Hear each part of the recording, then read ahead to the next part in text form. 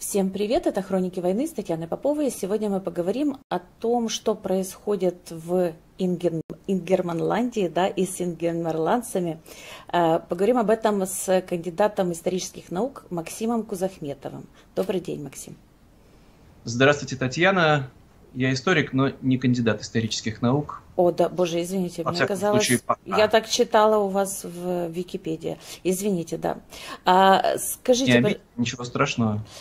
ну и вы экс-редактор «Дилетант» журнала, да, и вы Лет, сейчас... да, я был причастен к изданию этого исторического журнала и других исторических изданий, и по количеству публикаций, наверное, я заслужил какую-нибудь ученую степень. Да. Как вообще сейчас настроение в Ингрии? Как настроение у людей из Ингрии? Но если вот говорить о нас, о регионалистах, о тех, кто мечтает о том, чтобы Ингрия наконец-таки стала свободной и Ингерманландия обрела независимость от имперской России, то в наших-то настроениях ничего не изменилось. Распад этой империи путинской, он все равно неизбежен. Речь может идти только о том, как скоро это произойдет.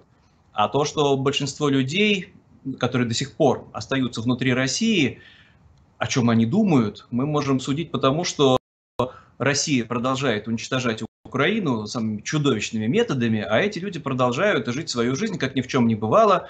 Сейчас лето, тепло, ездить купаться, ходить отдыхать на Неву, но все это ничего особенно не значит, потому что в Германии в 1943 году тоже миллионы немцев, как ничего, ни в чем не бывало, продолжали жить свою жизнь, ходили в пивные, отмечали дни рождения, а потом пришел 1945 год.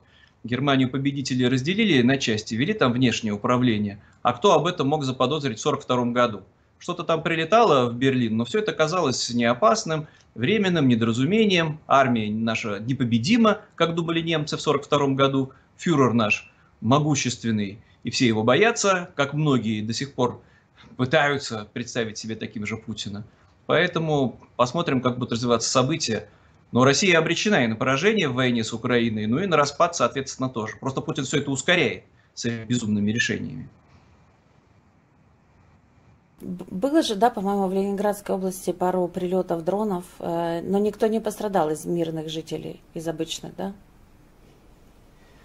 Но украинцы же не ставят своей целью физическое уничтожение мирных жителей, как это делает Путин, потому что российские военные, ну понятно, что не случайно попадают в детские сады, в больницы. Ну вот одно из последних событий, тоже чудовищный, это обстрел больницы в Киеве, причем для детей с онкологией кошмар. Все, что это происходило. А украинцы, да, наносят, как правило, удары по военным объектам. И в том числе прилеты были в Ленинградской области, простите за это название, потому что называться это должно Ингрия и Ингерманландия. Ну так вот, по объектам инфраструктуры, по аэродромам, но это далеко. То есть для того, чтобы долетело все, это же там от Украины около 1000 километров через всю Белоруссию, через Псковскую область. Наверное, есть объекты поближе, в том числе инфраструктурные, ну что совершенно логично, в Крыму, в частности, если оттуда прилетают ракеты по Одессе, то, наверное, в первую очередь украинцы все правильно делают, если обстреливают военные объекты российской армии в оккупированном Крыму. А что, как сейчас с жителями территории Ингрии, да, в российской армии? Что говорят, какие есть цифры? Удалось ли вам кого-то вывести, кого, например, насильно мобилизовали? Ну вот я сам когда-то служил в советской армии, и к тому, что вот прям вот буквально под дулами автоматов вот можно заставить, мобилизовать, ну я очень скептически отношусь. Либо надо быть вот совершенно беспомощным, безвольным, ну может быть на территории оккупированных Донецкой и Луганской областей что-то подобное происходит, но так вот прям насильно из Петербурга, из Москвы маловероятно. Это либо надо быть совершенно беспомощным и трусливым, либо лицемерить. Потому что на сегодняшний день привлекают вооруженные силы путинской, этой имперской армии, конечно же, только подкупом. И люди туда идут совершенно очевидно из-за денег, сумасшедших денег. Потому что, в частности, в Петербурге можно получить около 1,5 миллиона рублей, если подписывать контракт. В Москве вот сейчас подняли эту сумму почти до 2 миллионов. В Татарстане тоже около 1,5 миллиона, это просто разовые выплаты. Понятно, что все это наемники, у которых идей никаких нет, А они могут оправдываться. Деньги просто семье были нужны, или кредитов набрал, но по сути это не меняет. Ты идешь в армию мародеров и убийц, а оправдываться тем, что «а что я могу поделать, я вот законопослушный, а то бы меня посадили в тюрьму», ну, я этого не приемлю. Но в конце концов ты оказался в этой армии, ты вооруженный человек. И если ты дальше оказываешься беспомощным, записываешь вот эти бесконечные, челобитные Путину или кому-то еще, вот мы такие несчастные, мобилизованные, нас вот здесь вот держат, заставляют идти на штурм, а что нам делать? Ну, я не приемлю этого всего. В конце концов, в моем родном Санкт-Петербурге в 1917 году революция произошла февральская не потому, что ее устроили большевики или меньшевики или англосаксы, а потому что солдаты на фронт не хотели ехать. Солдаты гарнизона Петроградского взбунтовались. Кстати, полк, с которого все началось, назывался Волынский полк. Ну, понятно, что там были солдаты не из Волыни, но убили полкового командира, подняли бунт, потом февральская революция, свержение монархии, Николай II оказался неудел, а все началось вот с того, что не хотелось ехать кровь свою проливать в империалистической войне между Российской и Германской империями и Австро-Венгерской. Скажите, а в украинской армии, я так понимаю, так и не сделали отдельного подразделения, да?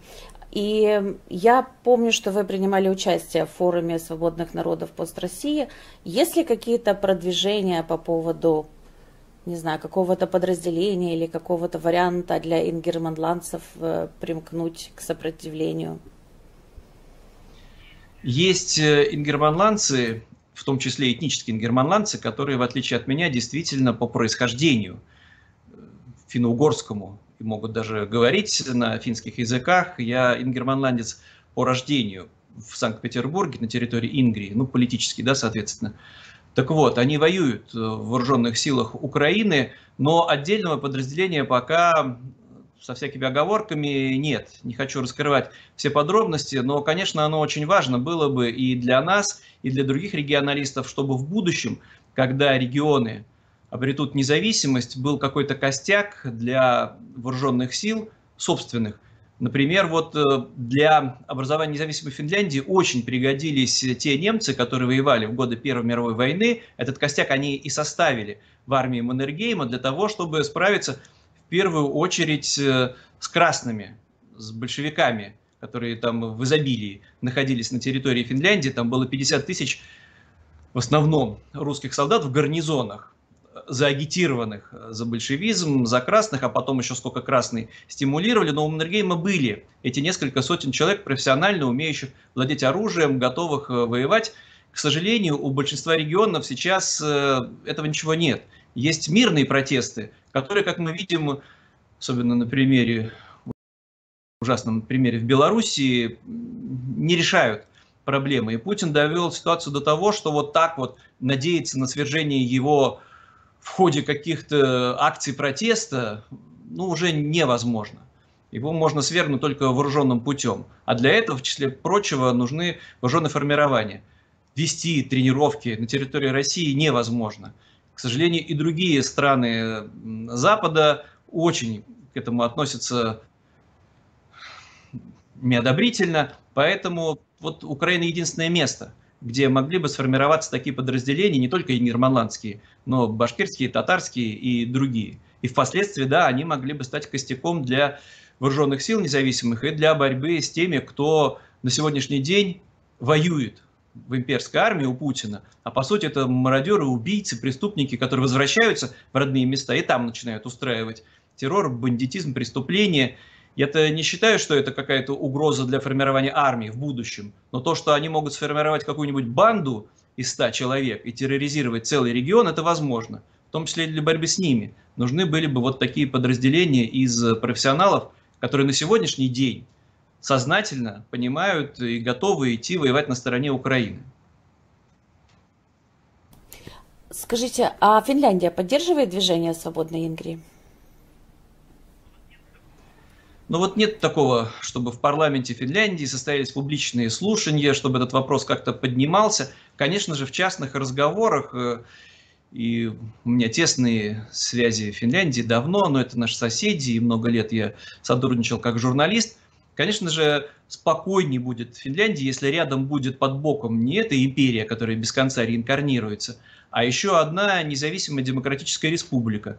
Ну, в частности, Ингрия, хорошо бы, чтобы и Карельская была республика. Конечно, все вздохнут с облегчением, конечно же, будут налажены мгновенно экономические связи, но вот открыто пока об этом говорить, к сожалению, с трудом, очень осторожно, могут только некоторые политики, но именно вот в таком вот ключе, что, возможно, для Финляндии было бы лучше, если бы вместо империи была бы демократическая какая-нибудь республика, пусть поменьше размером, ну вот так вот, обтекаемо.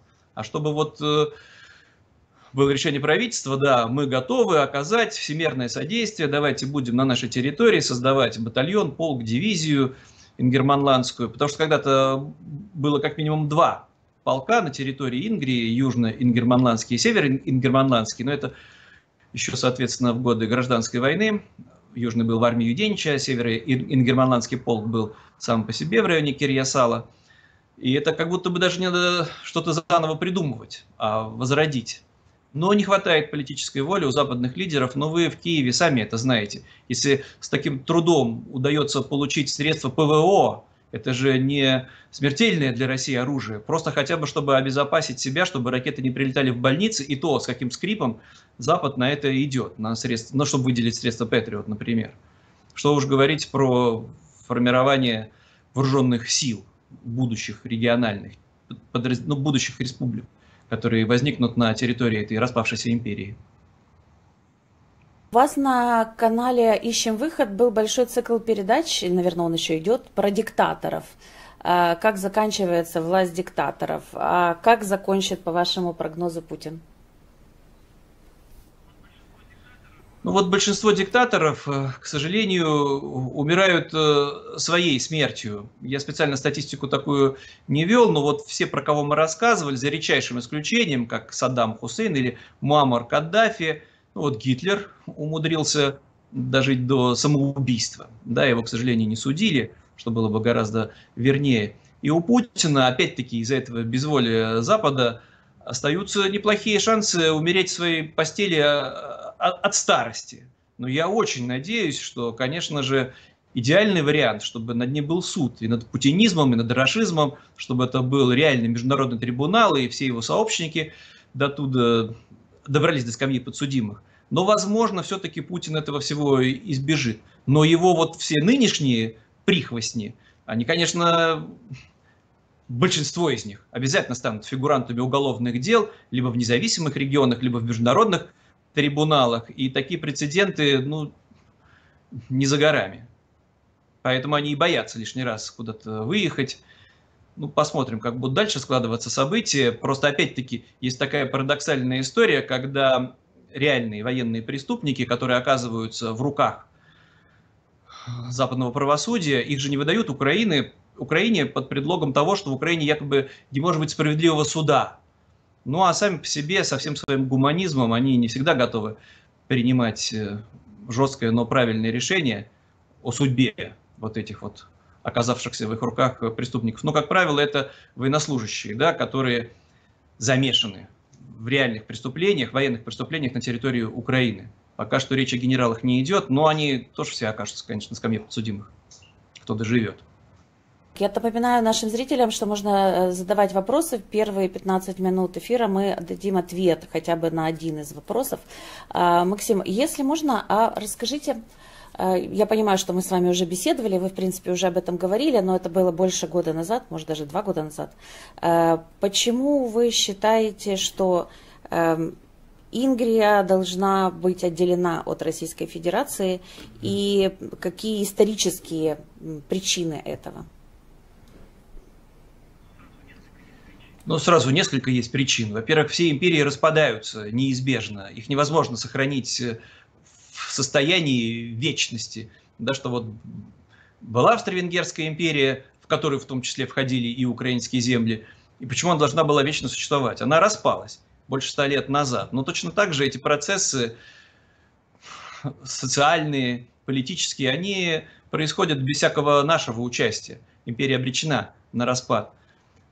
Это первый просто объективный фактор. Путин все ускорил своим вторжением. Может быть, если бы он не устроил вот эту чудовищную войну против Украины, вся эта империя могла бы существовать еще дольше. А на сегодняшний день эта империя нуждается в демонтаже, в разрушении, потому что она агрессивная, потому что она нападает на своих соседей, и, в принципе, Путину или кому-то из других правителей этой Московитской империи все равно на кого нападать. На Финляндию, или в Украину, или в Казахстан. Это все вопрос времени, и если, не дай бог, Запад не будет активно поддерживать Украину или заставит, или вот останется вот эта вся история с оккупированным Крымом и Донбассом, ну, в таком замороженном состоянии, все это поможет Путину или его преемникам возродить военную мощь и снова начать вторжение. Так вот, эта империя, она должна быть просто принудительно разделена. Другое дело, какими методами. В идеале, конечно, оккупация всей этой территории победителями, союзниками, внешнее управление, тогда всем будет спокойней. Не надо будет переживать за ядерное оружие, за гражданскую войну.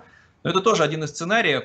А вполне возможно, просто начнется хаос, как после революции 17 года, когда активно отделялись регионы, провозгласили свою независимость. Страны Балтии, Финляндия, Польша обрела независимость, Украина провозгласила независимость, но не смогла ее сохранить, к несчастью, в силу разных причин. В том числе и потому, что лидеры белых не понимали, как эта Украина может быть независимой. Ну, большевики со своим лицемерием наобещали независимости, потом все равно захватили и уничтожили эту украинскую независимость за Кавказе. Но империя все равно распалась, и какие-то территории независимость обрели. Все то же самое произойдет после военного поражения и в нынешней империи. А в 17 году, кстати, Россия еще не потерпела военное поражение. Капитуляция в войне с Германией произошла в 18 году, и некоторое время немцы тоже были в Киеве. Но вот не готовы оказались и страны Запада, и в Украине политические лидеры, к сожалению, к тому, чтобы в первую очередь бороться за свою независимость, а не друг с другом. Поэтому очень важно в любом случае хотя бы об этом разговаривать. А вот и вам спасибо за то, что вы не боитесь этих тем, потому что среди российской оппозиции, большинство ведь лидеров сейчас находится за рубежом, эта тема в какой-то степени табуирована. Нельзя говорить о распаде России. Во-первых, эта тема не популярна. Во-вторых, это все неправильно. Надо просто эту империю переделать, сделать из нее хорошую империю. Ну и друг с другом они, когда обсуждают это все, друг друга убеждают и игнорируют. Ну ладно, нас, регионалистов, но как вот можно игнорировать национально-освободительное движение внутри России, из той же Чечни, из Якутии, из Бурятии, из Башкортостана, из Татарстана? Вот это мне не очень понятно, и объяснять, что да вам будет хорошо, будет просто хорошая империя, и вами из Москвы будут управлять не плохие цари, а хорошие цари. Ну вот, и игнорируют, и лишний раз не позовут на свои вот эти форумы и беседы.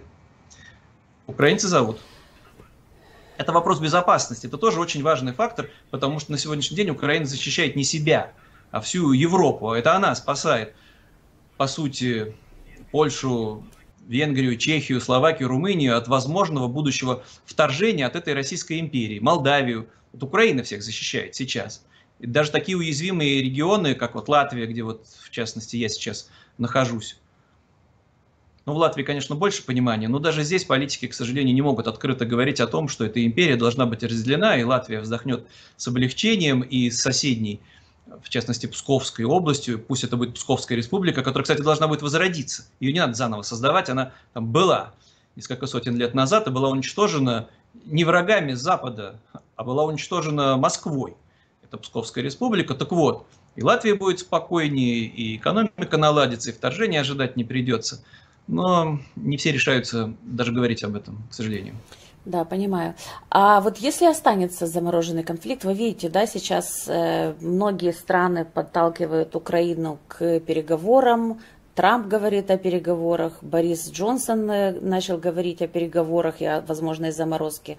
Орбан вообще летает, как этот челночник в свое время в Польшу, знаете, прям то в Москву, то в Киев, то в Пекин, то в Вашингтон. И что будет, если будет просто замороженный конфликт, на ваш взгляд? Это будет самая ужасная ошибка Запада 21 века, потому что все пойдет тогда по сценарию межвоенного периода, между Первой и Второй мировыми войнами, когда пытались умиротворить Гитлера, когда смотрели сквозь пальцы на милитаризацию Германии, а потом заставили Чехию смириться с отторжением Судетской области. Но ведь там же немцы проживают, и Гитлер обещал, что вот он только Судетская область, ну да, это Аншлюс Австрии еще, но вот и тогда уже все, лишь бы не было войны, давайте пойдем ему на уступки. соответственно, также проглотили аннексию стран Балтии Советским Союзом, лишь бы не было войны. А потом началась такая война, что Первая мировая показалась по сравнению с ней не такой уж и чудовищной, не такой уж кровопролитной. Потому что нету у диктаторов, нету у государств-агрессоров каких-то границ, красных линий. Все это воспринимается как слабость Запада, ну тогда в Берлине и в Москве, сейчас, соответственно, в Москве только, вот пошли нам на уступки, и теперь мы получаем время на то, чтобы свою потрепанную армию возродить, чтобы пришли к власти гораздо более способные руководители и генералы, потому что Гитлер явно оказался более способным лидером нацистского государства, чем кайзер Вильгельм той кайзеровской Германии. А генералы гитлеровские оказались гораздо более способными, чем у кайзера. Все они проходили службу в Первую мировую войну на младших офицерских должностях, а потом это целая плеяда талантливых полководцев была в нацистской армии. И, наверное, теперь где-то в окопах Донбасса сидят недовольные лейтенанты, сержанты. Гитлер-то фельдфебелем был, да, младшая солдатская должность, даже не офицер. Ну так вот, которые придут, соответственно, к власти через 10, через 15 лет, построят гораздо более боеспособную армию для того, чтобы устроить какое-нибудь чудовищное вторжение в Европу, чтобы Париж был наш. А потом будут политики удивляться, как же такое произошло.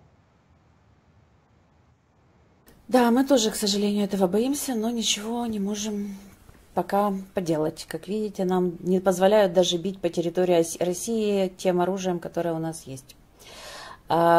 Скажите, такой вопрос. А вот недавно слушала Гудкова у Латыниной, и там против регионалистов Геннадий Владимирович прям так очень жестко высказывался, что вот тем, что и Украина, говорит, поддерживает, эти украинские блогеры, ну, видимо, имея в виду в том числе меня, которые поддерживают, значит, российских регионалистов, они сами дают, значит, карт-бланш в руку чекистам российским, которые потом говорят: да смотрите, да вас же Украина хочет развалить. И что вот эта вся форум свободных народов пост России и то, что мы об этом вообще говорим, это все противоречит интересам будущей прекрасной России будущего. Это все вот московский империализм такой, москвоцентризм, очень характерный именно в первую очередь для уроженцев Москвы, для тех, кто в Москве сделал карьеру, которые не представляют другой жизни, они искренне считают, что вокруг них все сплошная провинция, где живут неразумные, в меру ограниченные, малообразованные люди, за которых надо все решать. Надо вот за всех вот этих вот недалеких жителей Ингерманландии, за петербуржцев, ну что это за город такой, да, маленький провинциальный городок, где тоже не пойми кто живет, да еще и Путин оттуда, видите ли, выходец. А уж мы-то в Москве, конечно, гораздо лучше знаем, как и что, кем управлять, а вы, видите ли, тут вот вздумали вспоминать о своей потенциальной независимости, как же все это неправильно, как же все это неразумно, и еще и Путину как-то может пригодиться. Запрещаем вам об этом говорить. А между собой, конечно же, но это очень просто удивительная история. Я же вот это упомянул, да, когда эти москвоцентристы собираются между собой и начинают друг друга уговаривать. Главное не допустить распада России, а то произойдет что-то страшное.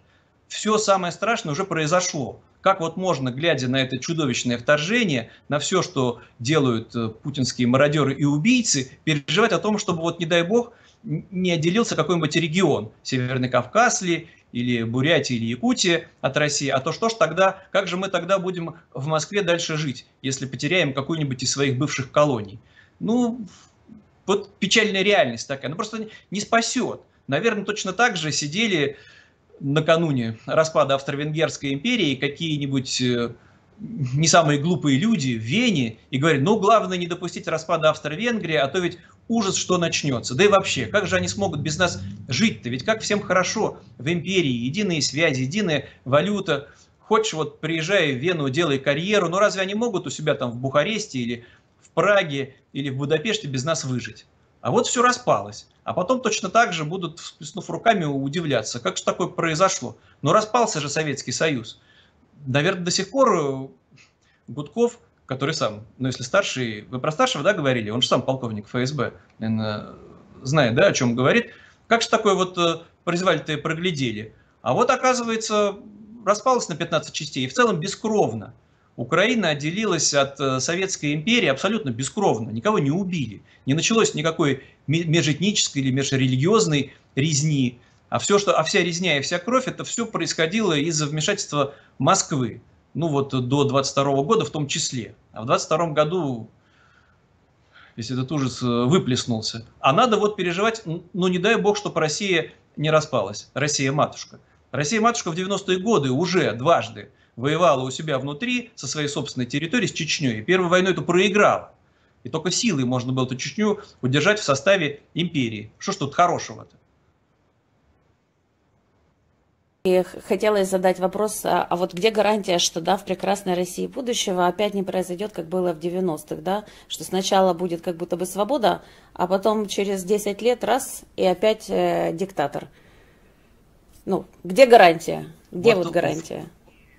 Вот у вас в Киеве живет выдающийся интеллектуал Илья Новиков, игрок «Что, где, когда», очень разумный человек.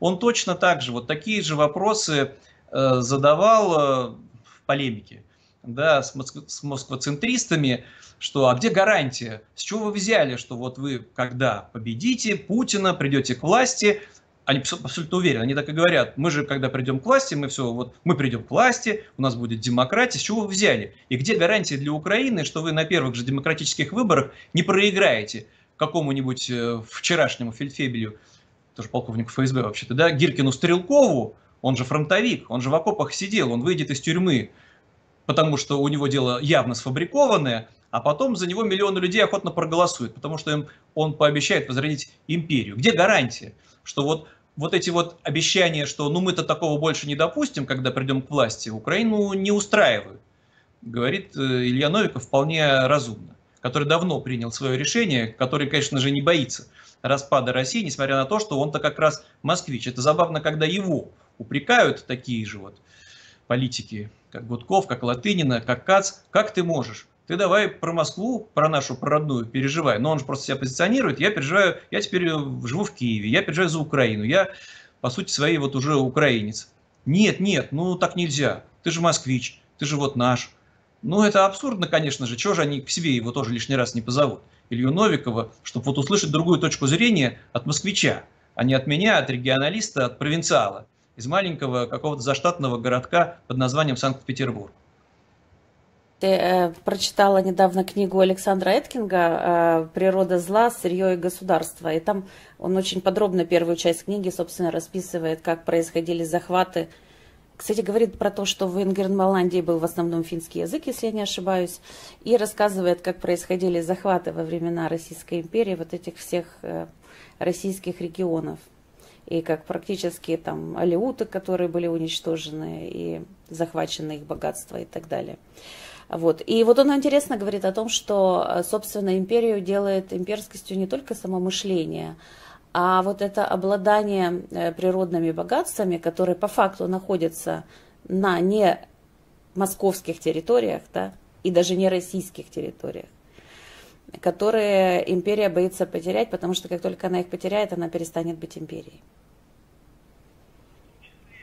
Ну, в том числе, да, все это где-то в глубине, подспудно, вряд ли вот так вот буквально все это осознается, но в том числе, да, как же мы все без ресурсов будем жить? Да все будет в порядке, как ни парадоксально, даже с Москвой, которая останется в пределах нынешней области, ничего страшного не произойдет, потому что как-то существует Австрия без выхода к морю, сравнительно небольшая европейская страна, но вполне благополучные, пережили как-то все эти имперские фантомы и продолжают существовать. Самая благополучная, самая богатая территория из бывшей империи. Точно так же и Москва, гигантский мегаполис.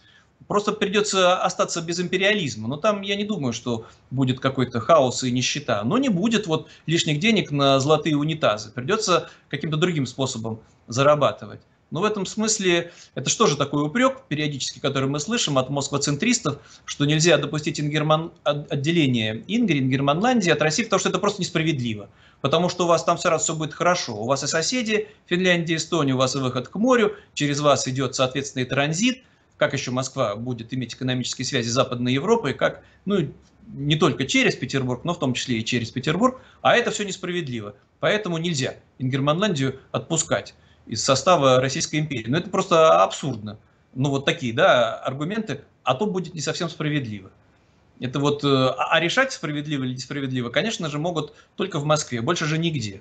Почему не обсуждается тогда вопрос, что столица, хорошо, будет Россия будущего, прекрасная, но чтобы столица, не дай бог, не в Москве? Спросите кого-нибудь из этих вот москвоцентристов, которые когда-нибудь придут к вам в студию, потому что это тоже вроде бы нормально. В Казахстане новая столица, в Бразилии специально отдельная столица, в Канаде, в Австралии, в Соединенных Штатах столица не в Нью-Йорке и не в Лос-Анджелесе, а специально для этого был построен округ Колумбия с городом Вашингтон. Но вот Москва — это что-то такое сакральное, без нее никак обойтись нельзя. Ну и все это ментально, просто все это очень печально наблюдать. Все равно же распадется, ничего будет не поделать. Начаться процесс может откуда угодно, может быть снова с Чечни, может быть, как я считаю, идеальный вариант, когда победители будут решать судьбу этой империи. Ну или просто вот когда начнется хаос, перестанут снимать трубку все эти вчерашние верные путинские хлуи, а как-то сами у себя будут создавать феодальные княжества. Не лучший сценарий, но империя-то распадется. В конце концов, распад Советского Союза не привел к тому, чтобы появилось 15 демократий. Образовались в том числе и жутковатые деспотии, типа того, что произошло в Туркменистане у Ниязова. Но распад-то все равно произошел. И образовались в том числе и демократические государства. Отчего, наверное, в Москве падали в обморок, потому что парламент Украины всегда был абсолютно независимым. Там никому не удалось создать поголовно. Ну, как такое можно пережить? Как же это так? Киев поголовно. Ну, как такое можно пережить? Как же это так? Киев, мать городов русских, наш, как считают москвоцентристы, империалисты, будет без нас решать свою судьбу. И это тоже очень удивительно, потому что я слышал, как эти москвоцентристы, ну, в частности, и Гудков, критикуют действия Украины, поучают, что здесь вы неправильно сделали, здесь вот вы отпугнули своих потенциальных союзников. И вообще нельзя лишний раз наносить удары внутри России, а то это только, от этого только обозляться. Поэтому вы как-то должны лучше бы сдаться поскорее, смириться со своей участью, а тогда вот будет мир. Ну так не действует, так не работает. Все это Европа проходила в 1938-1939 году, вот я уже упомянул, да, с аннексией Судетской области, а то несправедливо, видите ли, поделили когда-то границы после распада Австро-Венгерской империи. Надо смириться с теми границами, которые есть. Никакого передела быть не должно. А в реальности, конечно, и кровища-то никакой не будет, внутри России гражданской войны не будет.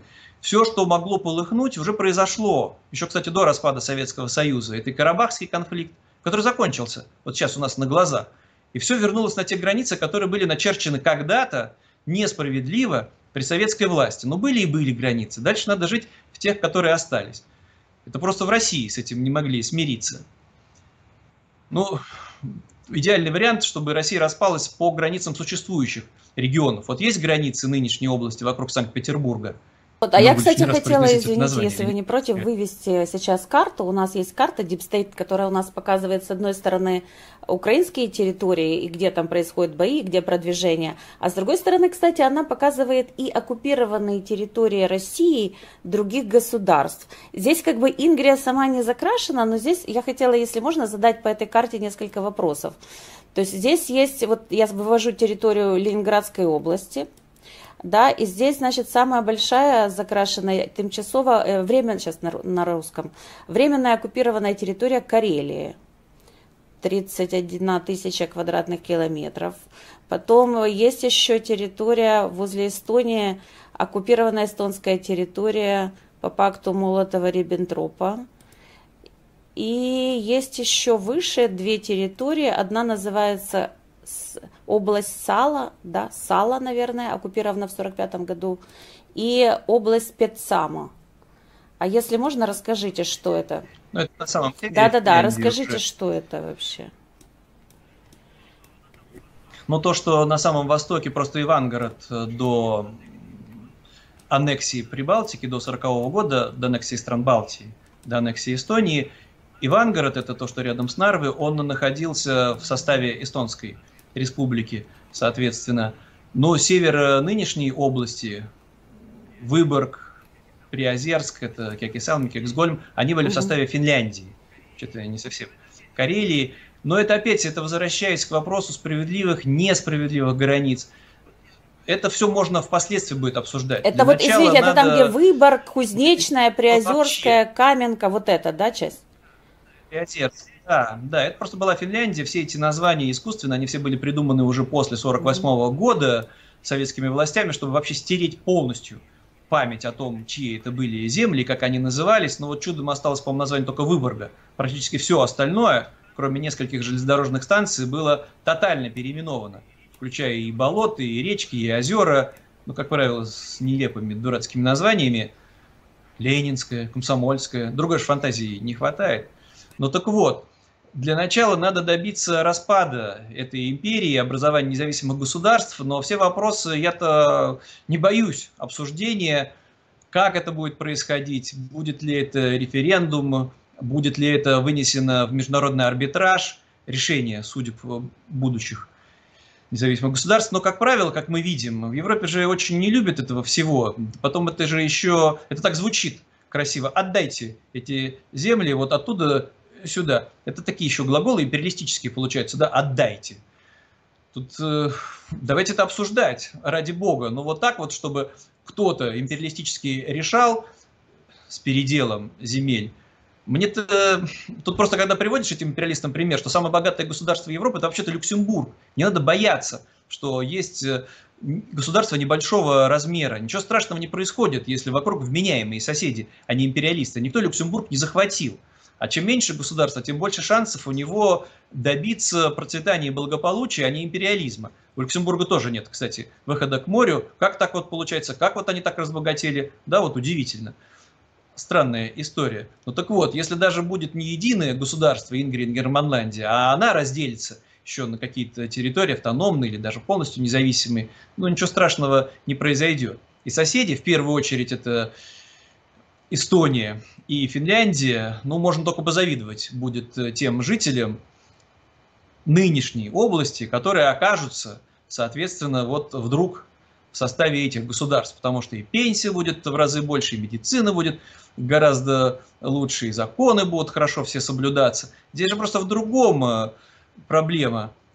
Никто не горит в Финляндии желанием взять к себе еще вот жителей этих заагитированных империалистов на содержание, чтобы они потом ходили с красными флагами, с портретами Сталина и злились, что тут вот нас, видите ли, недолюбливают, еще и хотят, чтобы мы по-фински научились разговаривать. Это все печальный опыт стран Балтии, где русскоязычное население не все, но в значительной части в своей все равно остается вот с этим с имперским сердцем, с любовью к русскому миру, чтобы 9 мая непременно ходить с колорадскими ленточками и вспоминать, как здорово было в Советском Союзе, но при этом почти никто из них не хочет уезжать в эту свою разлюбимую Россию-матушку, просто хочется смотреть Первый канал, восхищаться, любить Путина, повесить на холодильник магнитик со Сталиным, но при этом продолжать оставаться жить в странах Балтии, чтобы пользоваться всеми благами европейской цивилизации.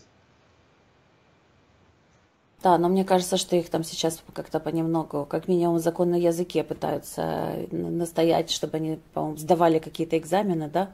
Недавно вот было. Да, не, я согласна. А вот, если можно, расскажите о языке Ингрии, потому что я, по-моему, читала вот опять-таки или у Эткинга, или у вас где-то в ваших комментариях и постах о том, что финский язык вообще в Ингрии был, или какой?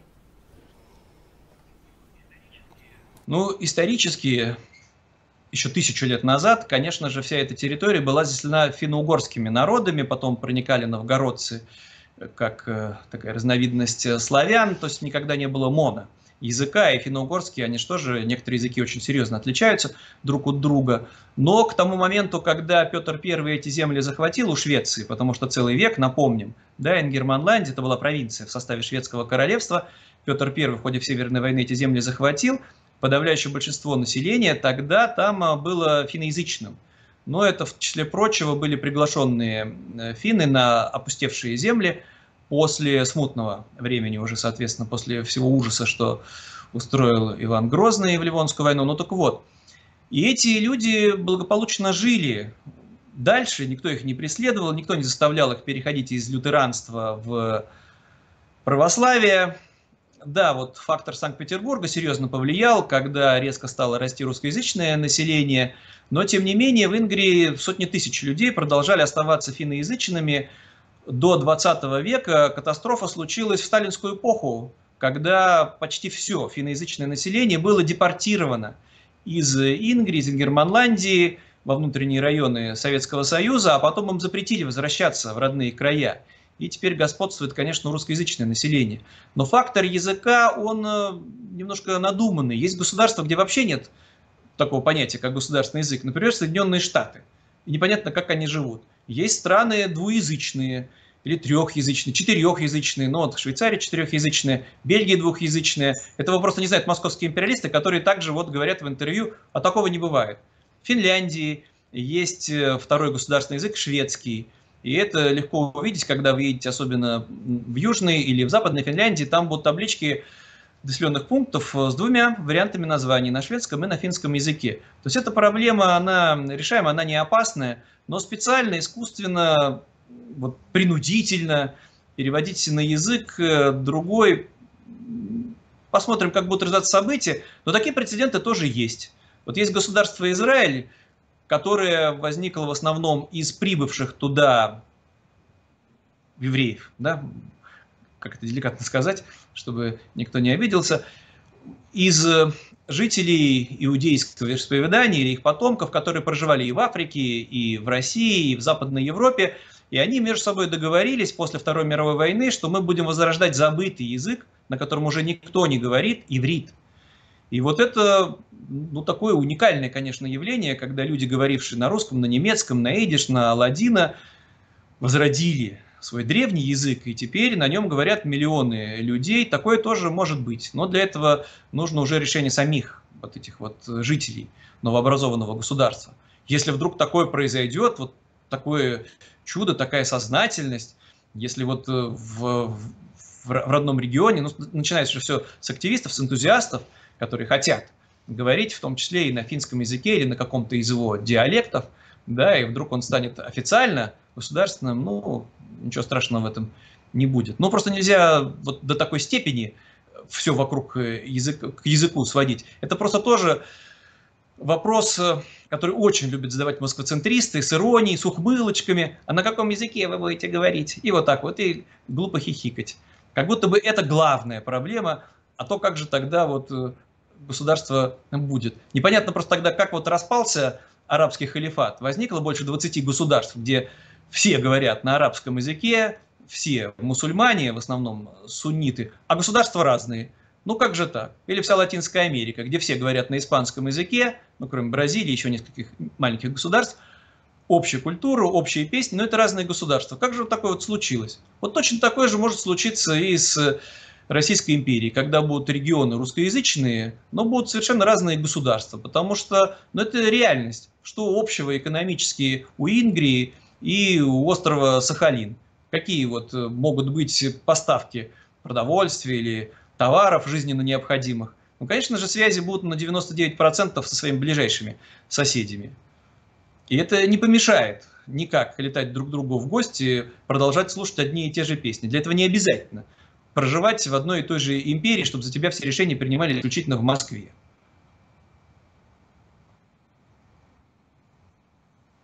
Интересный момент. Дня 3 назад, когда два американских бомбардировщика, впервые Б-52 Stratofortress, совершили полет в воздушном пространстве Финляндии. Их сопровождали еще 3 самолета-заправщика, взлетели в Норвегии и проследовали через Лапландию на юг.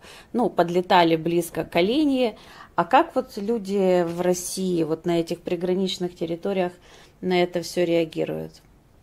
На ваш взгляд, и по вашей информации? Ну, если они запропагандируют... Минобороны там сразу же заявила, ну, что мы там подлетели нашими мигами, и они сразу скорректировали полет. Ну, чего, я уверена, просто не было.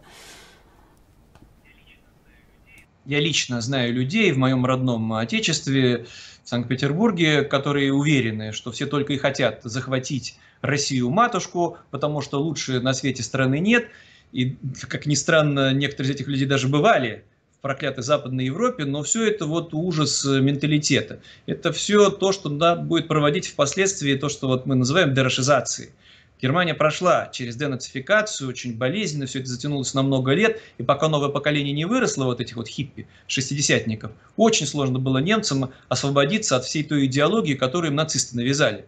Нацисты у власти были 12 лет, и как отравили сознание немцев с этим превосходством, с чувством обиды перед всеми, с реваншизмом в их сердцах. А Путин, один только Путин у власти уже четверть века. И весь этот империализм существует 500 лет. И если десятки поколений знали в своих умах и сердцах, что у нас лучшее царство на земле, вокруг неразумные народы, а мы несем им свет и просвещение, и только враги желают нам несчастья, ну просто так от этого будет не избавиться в одночасье. Поэтому еще раз повторюсь, конечно, идеальный вариант оккупации этой нынешней империи, это же лучше будет для россиян, чтобы они сами друг друга лишний раз не переубивали или не доверили опять свои судьбы какому-нибудь агрессивному проходимцу, который пообещает им возродить прекрасную империалистическую Россию и расправиться со всеми ее врагами. Это самый простой, понятный путь, идеальный и очень опасный. Потому что Путин, по счастью, бездарь. Окружают его такие же бездари, но он не потерпит вокруг себя хоть сколько-нибудь способного человека. В армии могут быть только проворовавшиеся бездарные генералы, которые для него не опасны. Они не поднимут мятеж, как вот Пригожин год назад. Но так может быть не всегда. И если вот будет замороженный конфликт, Путин умрет от старости, а потом к власти придут более способные империалисты, потом Европа вот получит сполна за все то, что вот ей покажется умиротворением вот на нынешнем этапе. А, кстати, как вообще на территории Ингрии восприняли эти скандалы в Министерстве обороны? Что люди об этом по всем думают? Ведь по-хорошему получается, что Стрелков, Гиркин, он же говорил об этом, да и Пригожин, они говорили об этом всем там, за год, за два до того, как это признали российские власти, да, что Тимур Иванов коррупционер. И вообще вся, в принципе, линейка руководства пронизана коррупцией.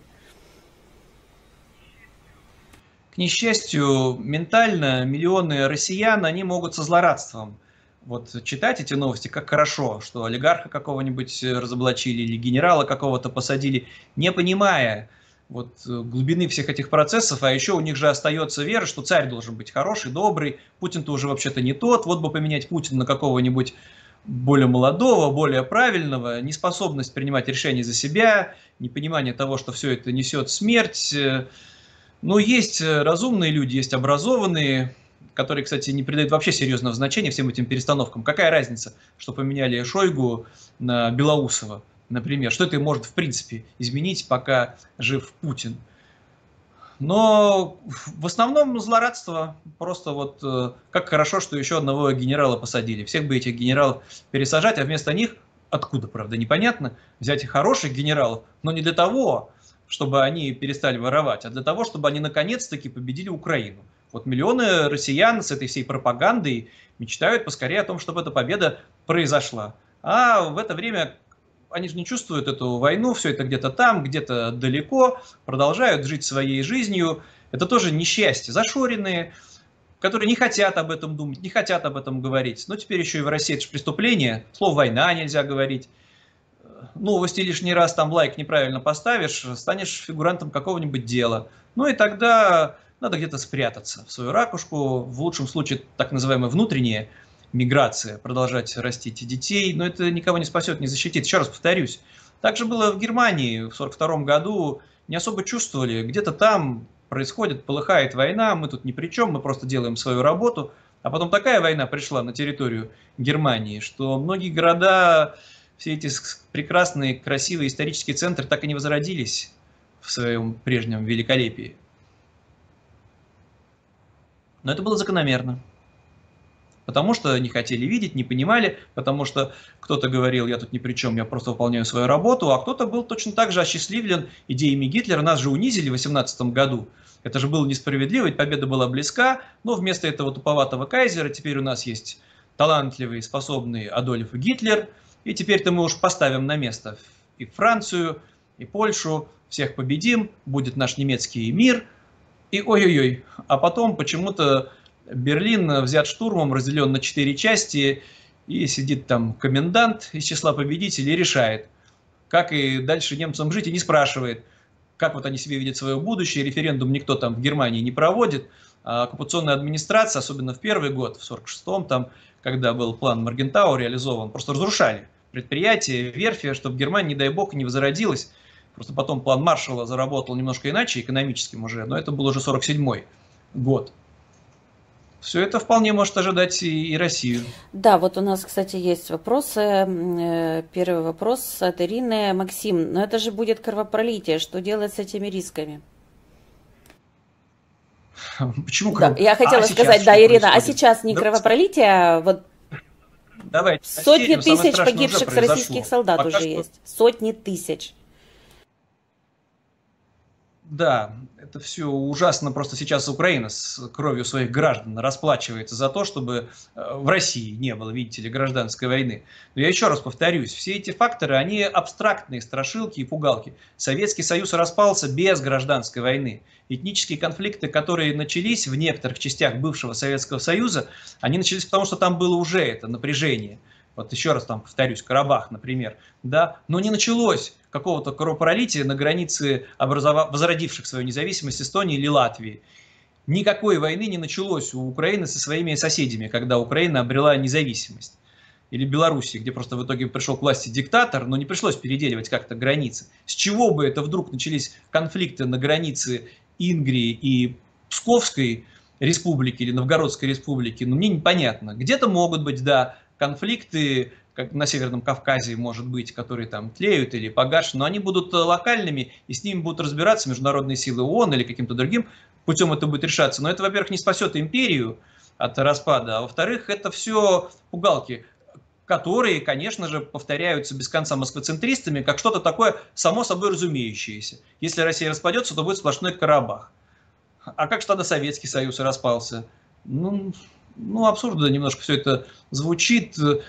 Еще раз повторюсь, если еще и Запад не побоится в эти процессы распада вмешаться, только всем спокойнее будет. Сейчас главная опасность – это вот вернувшиеся с фронта убийцы и преступники, из которых многие же уголовники, амнистированные просто, которые больше ничего не способны делать, кроме как вот насиловать, резать, вешать, убивать. Вот, но они не создадут какого-то полноценного государства, даже феодального. Это банды могут быть только. Ну вот Кущевку какую-нибудь. Если понятно, да, это вот пример со станицей на юге России, где банда держала под контролем, в том числе и местных полицейских, прокуроров, или содействовала с ними. Ну, такое может быть. Но это не регулярная Красная Армия. С ним будет гораздо проще справиться.